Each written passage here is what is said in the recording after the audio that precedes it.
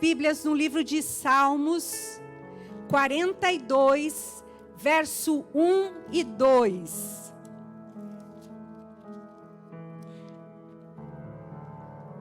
Aleluia. Salmos 42, verso 1 e 2. Há muitos anos atrás, eu preguei essa mensagem, mas foi uma mensagem que eu nunca escrevi. Que interessante, né? Acho que é a primeira mensagem da minha vida que eu não li. Ai, é tão engraçado isso. E hoje, essa semana, eu estava buscando a Deus e lembrei da mensagem, mas quem disse que eu tinha a palavra? Mas daí eu tive que cavar, né? Cavar e buscar da parte de Deus algo novo para nós. Então, nós vamos ler Salmos 42, que diz assim a palavra de Deus: assim como a corça suspira pelas correntes das águas, assim por ti, ó Deus, suspira a minha alma. A minha alma tem sede de Deus, o Deus vivo. Quando irei e me apresentarei diante da face de Deus? Este salmo, tudo indica que foi escrito por Davi. E ele, quando escreveu esse salmo, eles acreditam que era quando ele estava fugindo do seu filho Absalão.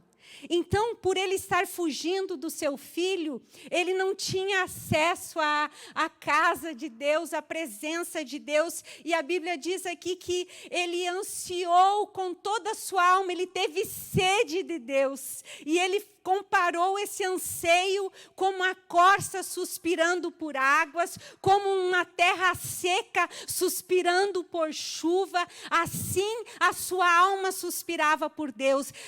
Se nós lemos nos versículos adiante, nós vamos descobrir que ele teve saudade de quando ele andava em procissão com o povo para o Monte Sião, para a casa de Deus, quando eles iam adorar, oferecer sacrifícios a Deus. E a Bíblia diz que eles iam cantando, que eles iam louvando ao Senhor no caminho, que ele teve saudade da comunhão com os irmãos, ele teve saudade de estar presente num culto adorando a Deus.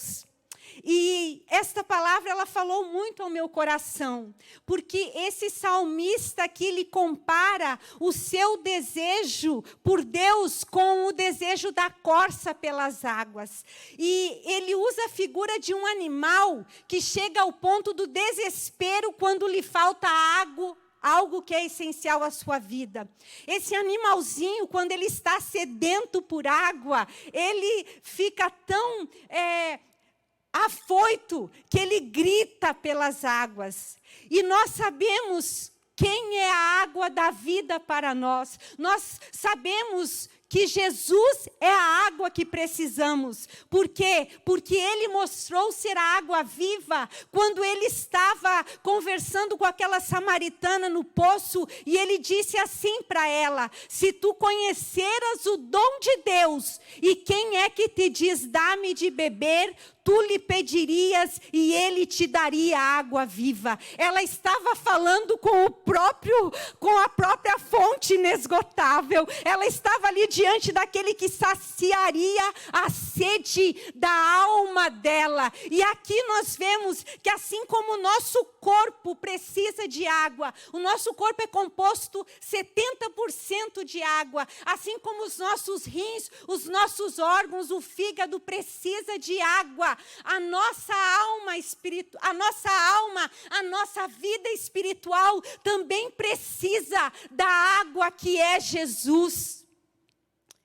Eu pergunto para você nesta noite: você anseia por Deus? Pelo que você tem sentido anseio? Você anseia por riquezas? Você anseia por conforto? Você anseia por segurança? Por talvez um romance? Beleza? Vida agitada? Pelo que você anseia? Você anseia por algo ou alguém mais do que por Deus? Quem é que você anseia? Esse anseio é exatamente o que está impedindo você de sustentar sua parte no relacionamento com Ele. Muitas vezes o nosso relacionamento com Deus, ele não é permanente, ele não é estável, porque nós estamos ansiando por tudo além de Deus. E a corça aqui é um animalzinho que ele anseia por água, e a água para a corça é uma questão de vida e de morte. Então eu gostaria que vocês aí atrás mostrassem para nós a corça. Para esses adolescentes que conhecem, que falam inglês, a corça é o deer, correto? Olha só, corça, pode passar as fotos para mim aí, por favor. Olha aí ela dentro das águas, vamos mostrando, pode ir mostrando. Olha só que coisa mais linda. Vai mostrando que eu tenho umas 8 fotos aí. Tem mais? Bebendo água. Olha só, gritando por água. Olha que coisa tremenda o que nós vamos aprender nesta noite através da corça. A corça ela é um animal do deserto. Ela não possui gordura corporal para mantê-la viva por longos períodos sem água. E se vocês forem olhar, olha como nós somos parecidos com a corça. Nós somos, eu diria assim, comparação de lições de vida. Deixa a foto aí para nós da corça. Olha só, a corça, ela é um animal do deserto. E quando eu estava pensando que ela é um animal do deserto, se nós formos olhar, nós não pertencemos a esta terra terrestre. Nós temos uma terra, ou que nós pertencemos, que é uma terra, ela é celestial. E se nós formos compararmos a esse animalzinho, nós estamos aqui nesta terra, e eu e você caminhamos por muitos desertos. Às vezes nós saímos de alguns, mas lá na frente passamos por outros. E assim como a corça que não possui gordura corporal para mantê-la viva por longos períodos sem água, nós fomos feitos para ter anseio por Deus. Nós não sobreviveremos, nós não viveremos sem bebermos diariamente desta água viva que é Cristo Jesus. Por isso, este animalzinho, ele possui um olfato muito apurado que lhe possibilita sentir o cheiro de água a quilômetros de distância. Ele sente a presença da água, ele sente o cheiro da água. E olha que interessante, se nós formos olhar uma lição, temos aqui, que esse cheiro para a corça lhe é agradável, lhe é desejoso, lhe é atraente. Existe uma lição grande aqui. Antes de eu, Ana Cláudia, ser uma obreira de Deus, antes de você ser um obreiro de Deus, em primeiro lugar e acima de tudo, você tem que amar a Deus. Eu tenho que amar a Deus, eu tenho que desejar e amar estar em sua presença. O cheiro de Deus tem que me atrair, eu tenho que desejar estar na presença de Deus, mas não por aquilo que Ele me dá, mas porque eu o amo, porque a sua presença me sacia, me completa. Nós estamos com prioridades e compreensões equivocadas. A nossa identidade primária deve ser aqueles que amam a Deus e então pessoas que trabalham para Deus. É o lugar das águas que deve ser a nossa prioridade máxima, porque é lá que a intimidade é gerada. É no lugar secreto com Deus. Mas sabe qual é o nosso problema hoje? Que nós queremos intimidade com Deus de forma apressada. Nós vamos para a presença dEle, mas inquietos, não vendo a hora de sair, que a oração acabe. Você tem que parar. Você tem que arrumar a mesa, você tem que colocar o pão, você tem que colocar o cálice e cear com Ele e Ele com você. Hoje nós não queremos arrumar a mesa, não é dar trabalho. Então o que a gente faz? Vai lá e se serve no fogão mesmo. Come aqui assim. E assim nós queremos. Nós queremos cear com Jesus de qualquer maneira. Nós não queremos ter o tempo de arrumar a mesa e de olhar nos seus olhos, de sentar na sua presença e desfrutar, ficar, permanecer.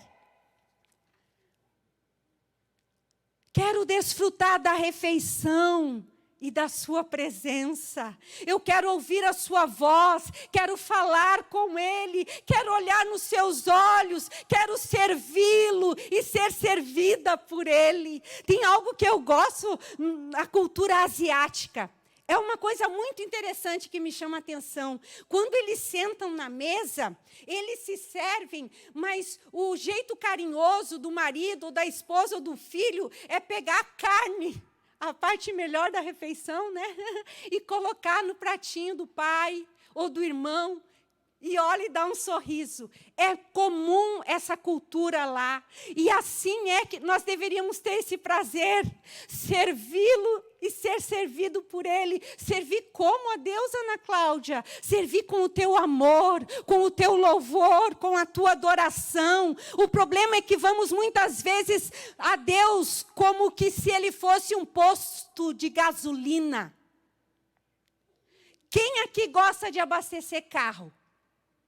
Principalmente no inverno, no frio. Eu não gosto. Deixa para o marido.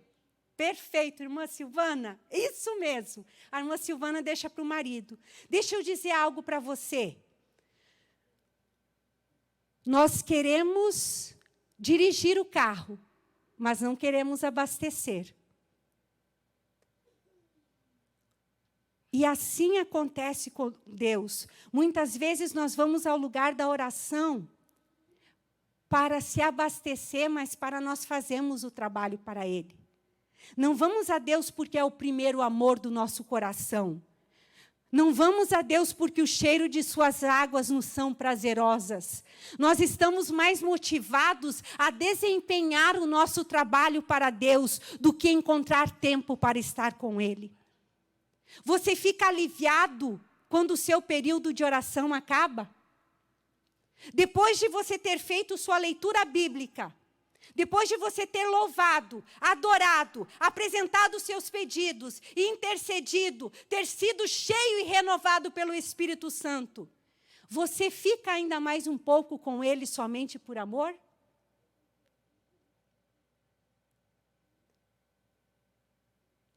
Olha só esse animalzinho.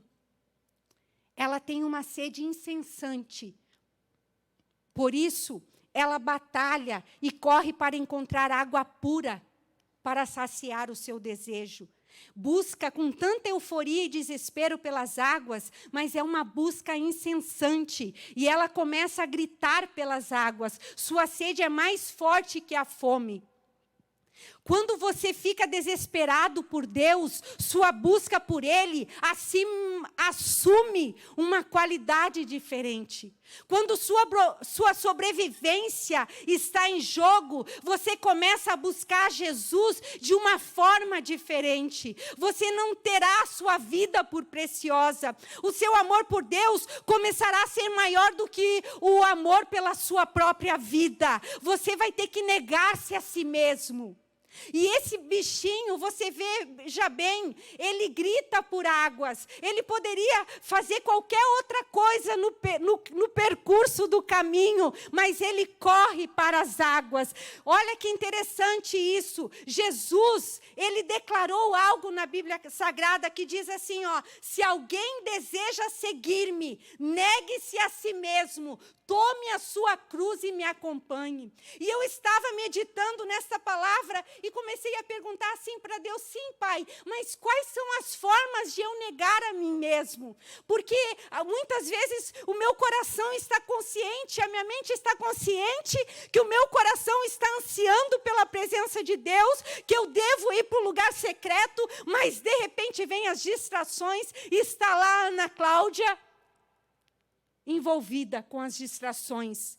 Então, eu aprendi que para nós estarmos indo diretamente para as águas, nós precisamos aprender a negar-se a si mesmo. E como nós negamos? Uma das formas de nós negarmos a nós mesmos é através do jejum.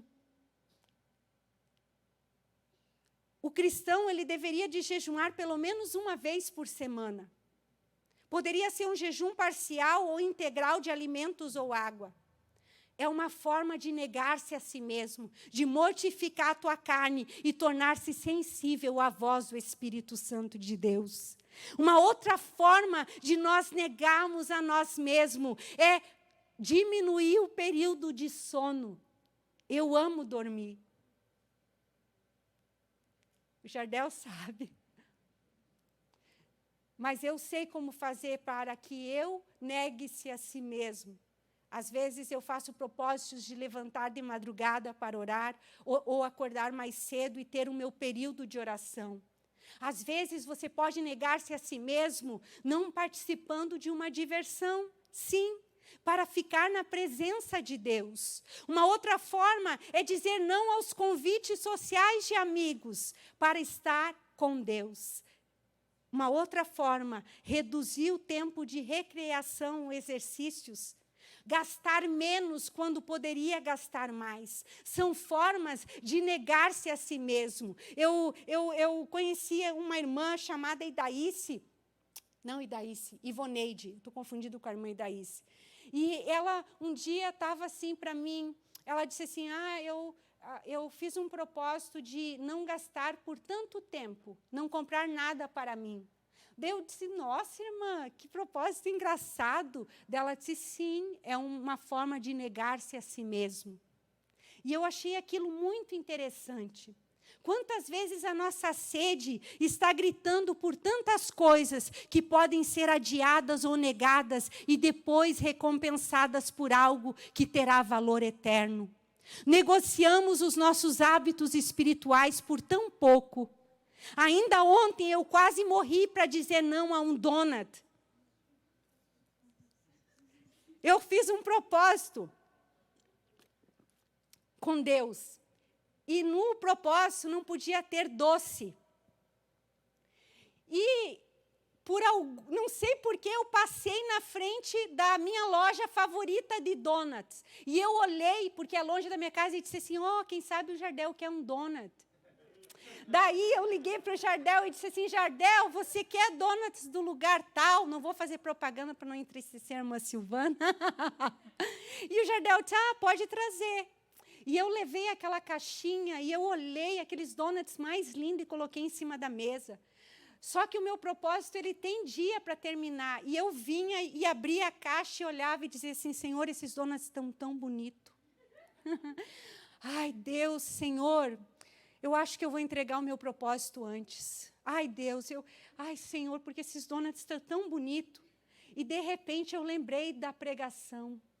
E eu fui aonde eu estava e me ajoelhei e disse assim, Senhor, me ajuda a vencer essa tentação. Eu preciso aprender a negar-se a mim mesmo e não me vender por causa de um donut. Não negociar, Senhor, o meu propósito espiritual. E dai-me força. Deus me deu. Os donuts acabaram lá em casa e eu não comi nenhum.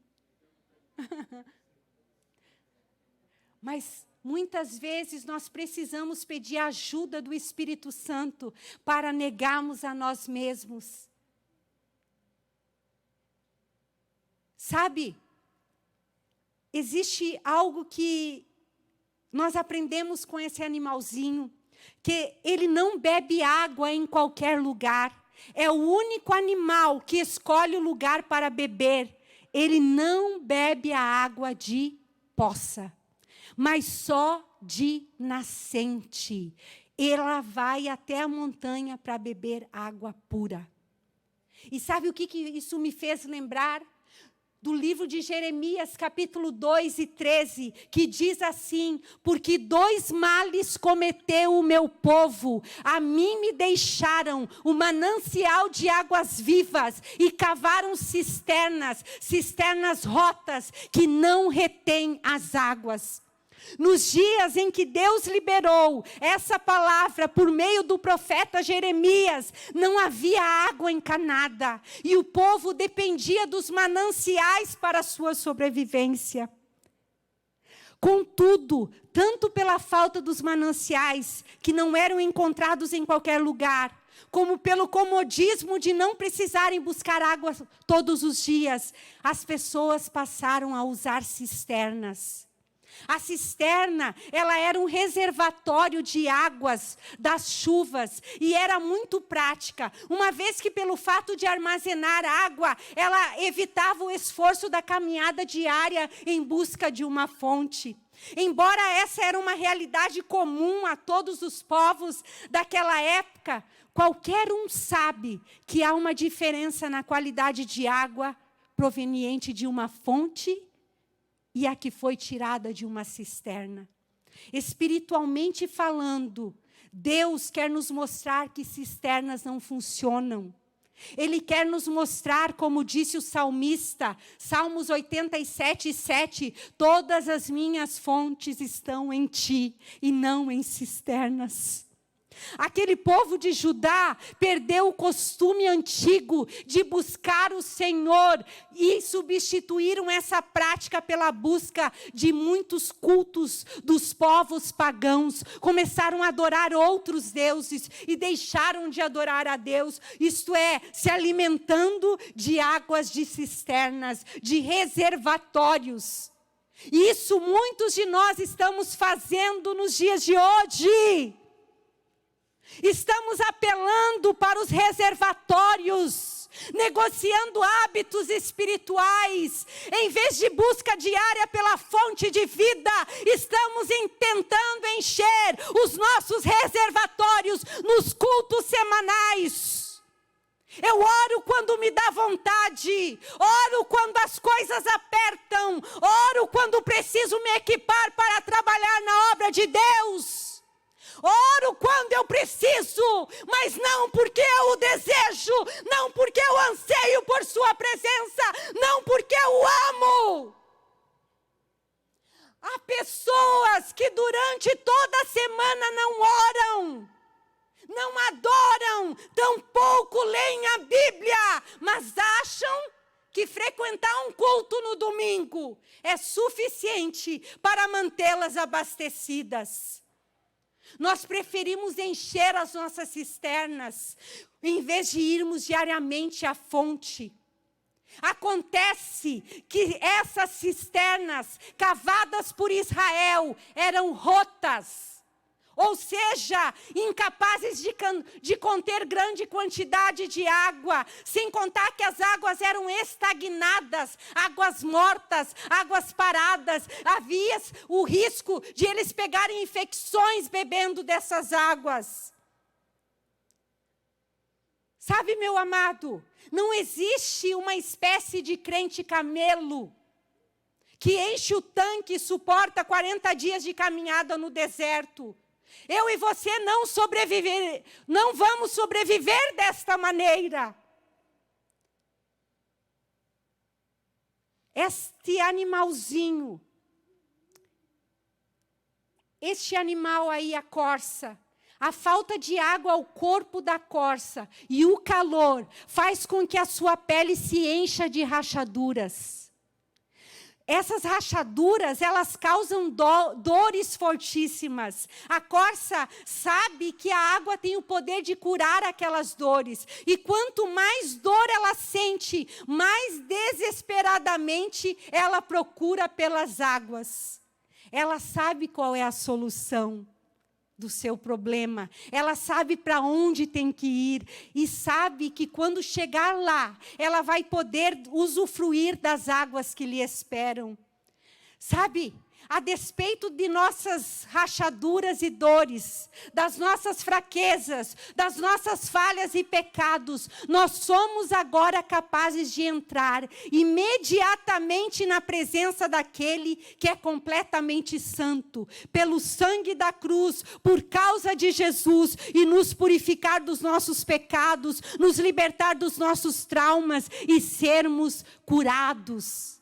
Mas aonde? Buscando as águas da fonte, que é Jesus. Coisas poderosas acontecem dentro de nós quando nós passamos tempo com Deus. Você começa a pensar de forma diferente, você passa a ter paixões e interesses diferentes e agir diferente. Tudo que você sabe é que as paixões pecaminosas que comprometiam sua alma já não tem mais o antigo poder sobre você. Você começa a ficar parecido com Jesus. E sabe do que eu me lembrei? De uma palavra em Provérbios, capítulo 22, versículo 24, que diz: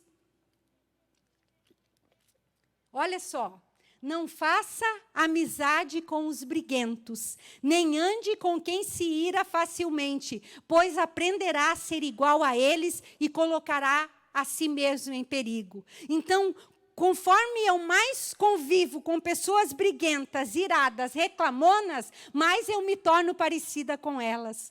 Então, vejam bem, quanto mais tempo você passar na presença do Senhor Jesus, mais parecido você vai se tornar com Ele. Você não vai precisar fazer esforço, porque Ele vai colocar dentro de você o fruto do Espírito. Ele vai desenvolver em você essa transformação. Outro fato interessante é que quando a corça está algum tempo sem água, o seu corpo começa a exalar um odor que faz com que os predadores a encontrem facilmente. E é justamente a água que tira dela esse odor. Ou seja, a água é realmente tudo para a corça. Todas as vezes que ficamos longe de Deus, nossa alma fica vulnerável ao ataque do inimigo. E começamos a ter cheiro de pecado. Começamos a cometer pecados. Quando os seus predadores a encontram, sabe o que esse animal faz? A corça corre desesperadamente até encontrar um ribeiro de águas. Nesse lugar, eu quero que vocês me mostrem aquela que ela está bem no profundo das águas.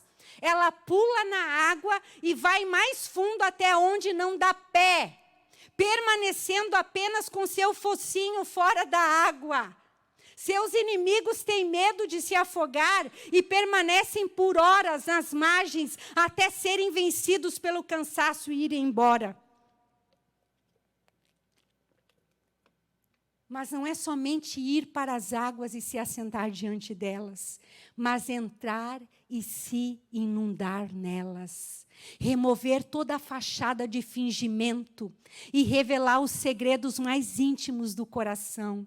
É deixar Deus ver quem eu sou realmente, o lado bom, mal, feio, tudo. Eu estava alguns dias atrás numa carona com uma amiga. Estávamos indo para um lugar, para a casa dela.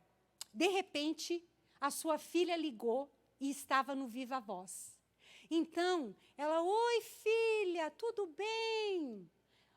Mãe, quando você vai chegar, mãe? Eu preciso de ti aqui para fazer isso para mim.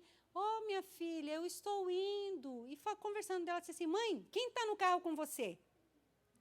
Ela: por que você está perguntando isso? Como que você sabe que tem alguém no carro comigo? Ah, mãe, do jeito que você está falando, você não fala assim? Pensem num constrangimento. Eu disse assim, eu não sabia se eu falava ou se eu silenciava. Ela disse assim: nossa, minha filha, eu tenho que rever isso. Eu disse assim: nossa, esses nossos filhos nos constrangem. Sabe o que eu aprendi? Que muitas vezes nós queremos que as pessoas pensem que nós temos uma família perfeita, que nós somos perfeitos, somos os súperes espirituais. Mas existe um que conhece o nosso dia a dia. E é para Ele que nós temos que tirar as máscaras, que dar o nome do nosso pecado, das nossas debilidades e fraquezas. Quando tentamos esconder nossa verdadeira condição de Deus, não estamos apenas enganando a nós mesmos, mas também nós estamos impedindo que Deus nos conheça. Sabe quando Deus nos conhece? Quando o convidamos para entrar em cada parte dos nossos pensamentos, das nossas motivações, dos nossos desejos, das nossas ações. É bom e importante conhecer Deus, mas Deus conhece você? Você é conhecido no céu? Sabe quando eu vim para os Estados Unidos? Em 1998, eu conheci 2 atores brasileiros no aeroporto em São Paulo. Sabem quem? Sabem quem? Miguel Falabella e José Wilker. Gente, eu assistia eles, eu conheço eles, eu posso dizer que eu conheci eles. Eu os vi, 2 bonitão, alto. Eu era solteira na época. Daí eu olhei assim e disse, uau! Gente, mas eles só fizeram assim, ó, para mim, ó. Daí eu disse assim, não, eu continuo gostando deles. Deixa eu dizer algo para você. Eu os conheci, mas se você perguntar para eles, vocês conhecem a Ana Cláudia? Eles nem sabem que eu existo. Um deles já morreu. E aqui eu aprendi uma lição importante. É que nós conhecemos Deus. E a Bíblia diz que é importante nós conhecer e prosseguir conhecendo Ele. Mas tão importante quanto conhecer Deus é Ele nos conhecer. Tem um homem na Bíblia Sagrada, nós temos aqui uma lição muito interessante, Judas Iscariotes. Ele serve como exemplo irrefutável de um homem que estava perto de Jesus, mas ainda assim não permitiu que Jesus entrasse nos segredos do seu coração. Ele tinha um grande problema, sabe qual era o seu pecado? Roubo. Judas Iscariotes roubava, mas ele se recusava a confessar e trazer à luz. Só que Jesus sabia que ele roubava. E interessante é que Jesus nunca chamou sua atenção. E eu disse para Deus, como assim, Jesus? Por que o Senhor nunca chamou a atenção desse homem? Jesus lhe deu várias oportunidades no decorrer do período de 3 anos para ele se abrir, mas ele optou por esconder. Por fim, o que aconteceu com Judas? Satanás conseguiu acessar essa fortaleza na vida de Judas e o levou à destruição. Judas ilustra a verdade de que é possível passar bastante tempo com Jesus e ainda assim não ser conhecido por Ele. Jesus, Ele não pode agir quando escondemos os nossos pecados dEle e fingimos que eles não existem. Quando nós revelamos nossas lutas internas, Ele libera a graça maravilhosa dEle para nos mudar, para nos ajudar. Essa é a forma como deixamos conhecer quem realmente nós somos. Todos nós temos porções de iniquidade e precisamos da ajuda de Deus para enxergá-las. Alguém certa vez disse assim, é um cara que eu não sei o nome porque é anônimo esse pensamento, mas disse assim, ó, a oração exige um tipo de relacionamento em que você permite que outra pessoa, além de você, entre no âmago do seu ser para ver o que você prefere deixar oculto e para tocar no que prefere que não seja tocado. E daí nós entendemos porque muitas vezes ficamos lutando por anos contra pecados, contra maus hábitos. É porque nós não o confessamos, nós não damos nome para eles, nós não clamamos pela ajuda de Jesus. Teve um dia que eu tive que chegar para Jesus muito envergonhada e dizer para Ele, Senhor, o meu pecado é maledicência. Senhor, eu falo mal das pessoas. Senhor, eu julgo. Eu tenho esse pecado, me ajuda, me liberta dele, porque eu não quero mais falar mal de ninguém. Pede para Ele trazer a luz, para Ele trazer o teu entendimento. Qual é o pecado que você precisa se libertar? para que Ele te ajude a vencer e ser um vitorioso, ser transformado, ser restaurado, ser mudado. E eu reconheci naquele dia que eu estava sob uma potestade maligna da maledicência, que eu deixava Satanás me usar, falando mal dos outros, comentando, criticando. Qual é a tua deficiência? Fale para Jesus. É inveja. Diga, Senhor, eu tenho inveja. É vícios com pornografia. Diga, Senhor, eu sou viciado em pornografia e preciso da tua ajuda.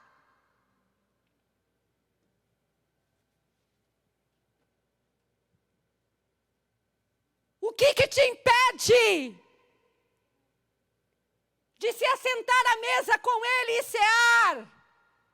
Fale para Ele o teu problema, mas não permita que isso te agarre, que te segure, que te paralise e te impeça de usufruir das suas bênçãos, de ser usado de forma plena. Confesse o seu pecado. Dê nome para ele, se arrependa, confesse abertamente a Deus para receber o seu perdão. Agora eu tenho uma boa notícia para você.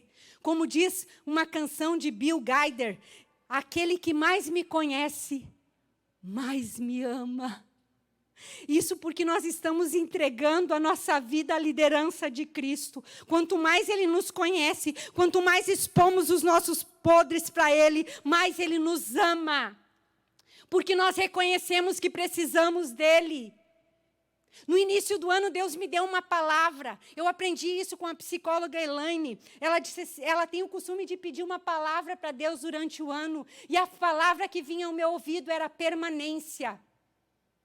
Permanência, permanecer naquilo que você foi chamado para fazer, permanecer na presença de Deus. Sabe qual é o único tempo na nossa vida que não é desperdiçado? O tempo permanecido na presença de Deus, no lugar secreto. Moisés, no Salmo 92, se eu não me engano, eu penso que é 92, ele disse assim, ó, Senhor, ensina-me a contar os meus dias de forma que eu alcance um coração sábio. Sabe o que é contar os seus dias com sabedoria? É todos os dias você oferecer um momento para Deus. Se você naquele dia acordou e reservou um tempo para Deus, buscando a sua presença, o teu dia não foi desperdiçado, você usou com sabedoria. E quando essa palavra veio ao meu coração, algo mudou. Eu disse assim, Senhor, tenho desperdiçado muitos dias da minha vida, mas a partir de hoje eu não vou mais desperdiçá-los. E ouvi uma missionária dizer que ela que esse ano de 2020, ela reservou por dia 4 horas para Deus. Ela dividiu em horas durante o dia.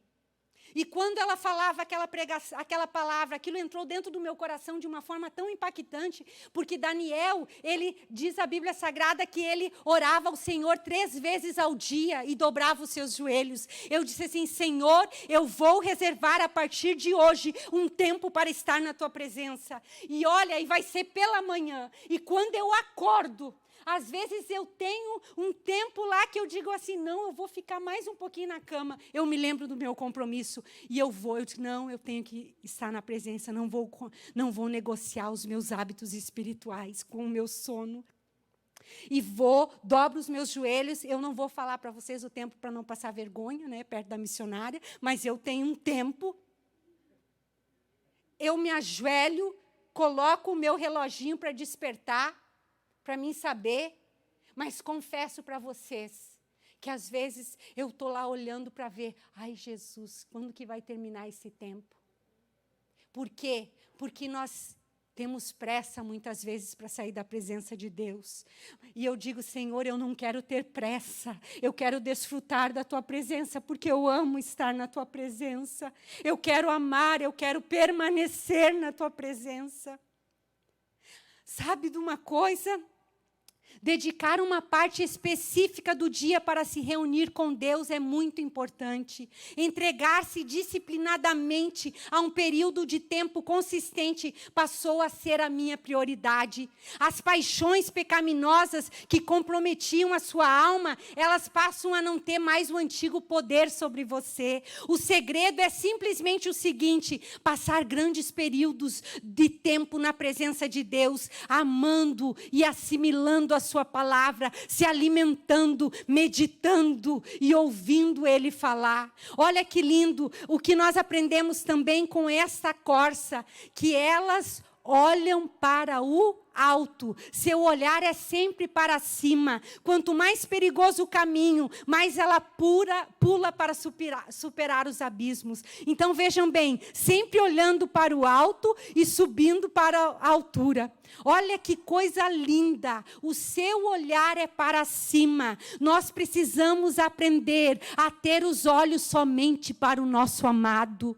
Isso me faz lembrar de uma passagem bíblica que está lá em Cantares 1:15, que o noivo nos compara com uma pomba. Quando ele diz assim, ó: como você é linda, minha querida. Ah, como é linda, seus olhos são pombas. Sabe o que eu aprendi? Sabe?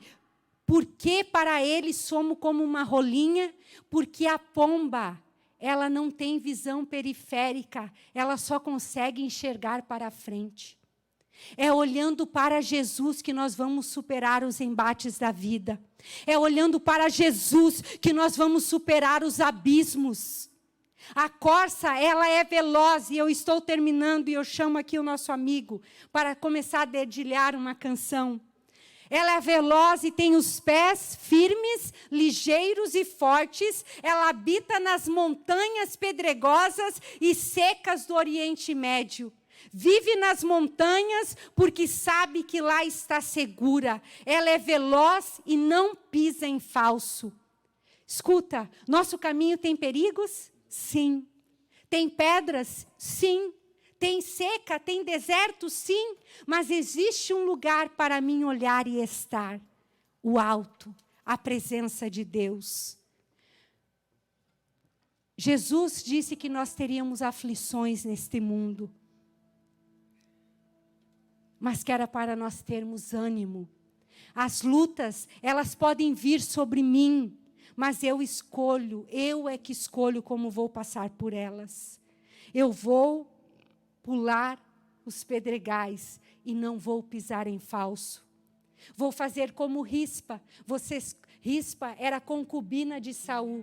Quando mataram os seus filhos e expuseram o corpo deles numa montanha. Sabe o que essa mãe fez? Porque os seus filhos estavam expostos ao ar, não foram enterrados. Ela fez um barraquinho lá e, após eles serem enforcados e jogados no campo, ela começou a cobrir eles com um pano de silício durante a noite e o dia, para que os corvos e os animais ferozes não os comessem mortos.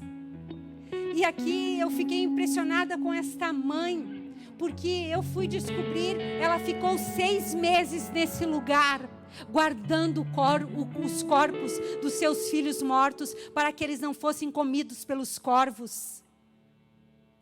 Muitas vezes nós temos que fazer como Rispa.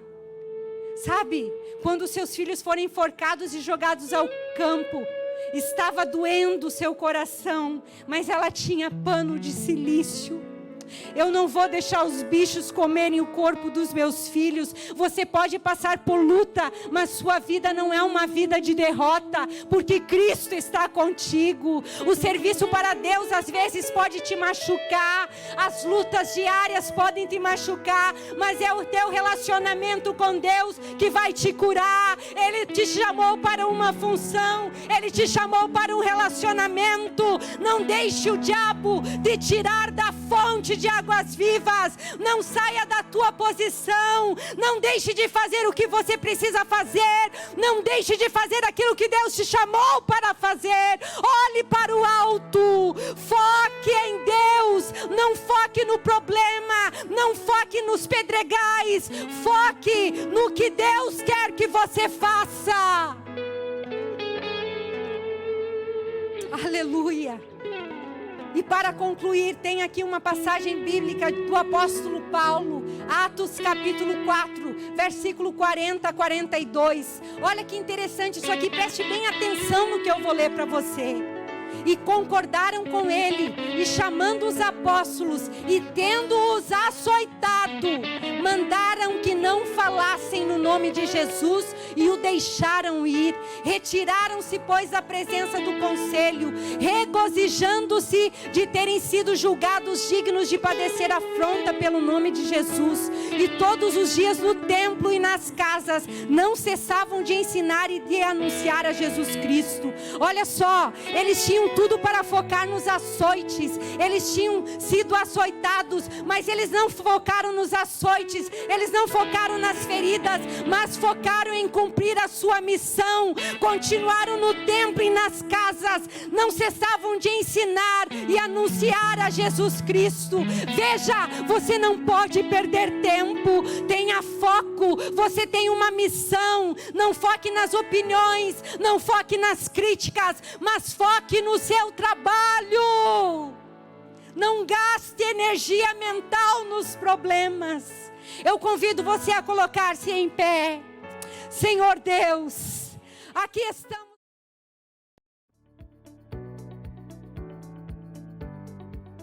A paz, meus irmãos. Esse é um vídeo instrutivo de como dizimar e ofertar gratuitamente usando o aplicativo Zelle. Vários bancos já usam o Zelle dentro do seu próprio aplicativo para transferências de dinheiro. Mas, se o seu banco não usa Zelle, você pode baixar o aplicativo gratuitamente na sua loja de app para Android ou iOS e transferir do mesmo jeito. É bem simples realizar a transferência via Zelle. Primeiro, você deve abrir o aplicativo do seu banco. No nosso caso, nós estamos usando aqui o aplicativo do Bank of America. Em seguida, você deve procurar no aplicativo o ícone do Transfer Zelle. No nosso caso, está aqui na parte inferior da tela. E tocar nesse ícone. Logo em seguida, você vai tocar em Send. E então, você terá que inserir os dados da igreja. Bom, para fazer essa transferência, basta você inserir o número de telefone que está vinculado à conta da igreja. No nosso caso, o número é o 617-543-6073. E em seguida, você clica em Send Money. Bom, agora você vai poder conferir o número de telefone que você digitou e logo abaixo o nome da nossa igreja. Bom, está tudo certo. Agora você insere o valor que você quer enviar como dízimo e como oferta. Logo depois você clica em continuar. Aqui nós temos todas as informações da sua transferência, o valor, o número do telefone e o nome da nossa igreja. Na parte inferior aqui da tela você pode tocar em Send. Pois bem, é isso daí.